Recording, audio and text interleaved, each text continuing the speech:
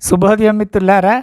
నేటి శుభోదయ సుభాషిత శీర్షికలో నేను ఇప్పుడు మానవుడు ఆచరించవలసినటువంటి కొన్ని ప్రాథమిక ధర్మాల గురించి చెబుతాను, వినండి. మొదటిది, మనిషిని జీవింపజేసేవి నిగ్రహం, ప్రేమ, తృప్తి, త్యాగం. మనిషిని జీవింపజేసేవి ఏంటి? నిగ్రహం, ప్రేమ, తృప్తి, త్యాగం. అలాగే మనిషిని నిత్యం దహింపజేసేవి ఏంటంటే అసూయ, అత్యాశ, ద్వేషం, పగ. జీవితానికి చెరుపు తెచ్చేవి, మనందరి జీవితాలకి చెరుపు తెచ్చేవి అధికారం, అహంకారం, అనాలోచన. అధికారం, అహంకారం, అనాలోచన.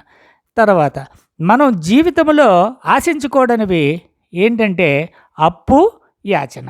అప్పు, యాచన. జీవితంలో చేయకూడనివి వంచన, దూషణ. వంచన, దూషణ.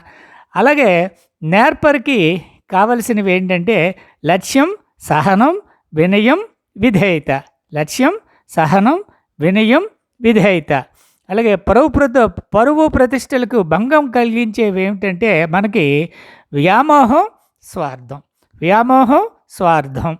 అలాగే సంచరించకూడని మార్గాలు ఏంటంటే ఒంటరిగా ఉండడం, అవినీతి, అధర్మం. అవినీతి, అధర్మం. Thank you very much for hearing.